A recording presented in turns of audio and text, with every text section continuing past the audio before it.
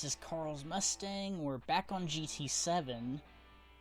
This time with the 1968 Dodge Charger 426 Hemi.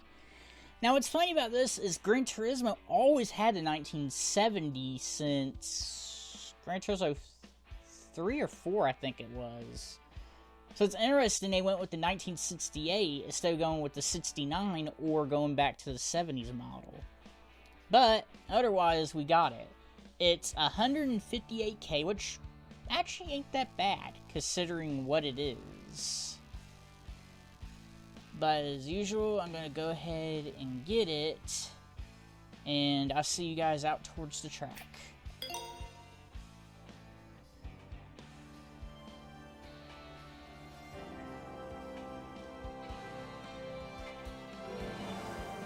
The 68 Charger on Watkins Glen Long Circuit.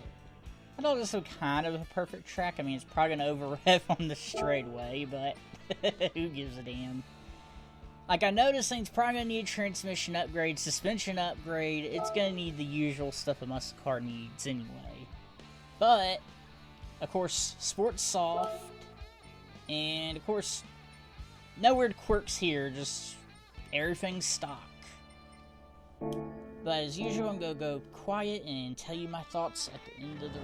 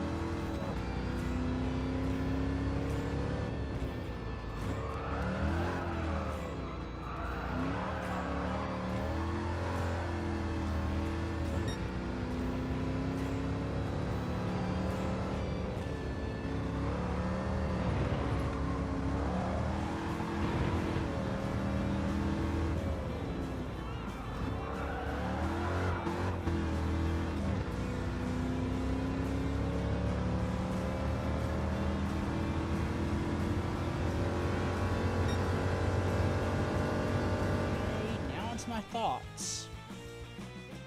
Not bad. Not bad at all. I mean, I've driven a lot worse on here. I mean, as in muscle cars, this is one of the better ones. I have to put it right up there with the Corvette from GT Sport.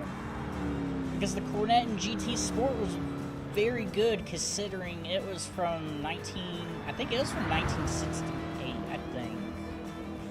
And I mean, they're probably running on the same chassis. That's probably why they both feel similar and both feel just as good, because they're probably running on the same chassis. But different engines, though. That's one thing, is they're different engines. But otherwise, it feels great. I mean, yeah, you can hear one wheel spinning in the rear every time I hit the gas around a corner, but that's just because it doesn't have a limited slip differential. So you kind of expect that, but otherwise it was good. Decent braking for being stock brakes, decent handling for being a stock suspension. I mean, you see there's not much body roll at all. Even though there is quite a bit, it's not as much as you would think it would be. I mean, all around it's a pretty nice car, and of course it did top out at a certain speed, but that's just because of transmission. That thing probably easily hit 160, 170 with a good transmission. All around, good car, and I think it's worth around 158K. I mean, I don't see nothing wrong with the pricing. It's a fun car. If you're into muscle cars, you're going to love it. If you're into just mo cars, you're going to love it. Just like the Dodge Demon. That's all I really have for today's video, and I'll see you guys later in the next video.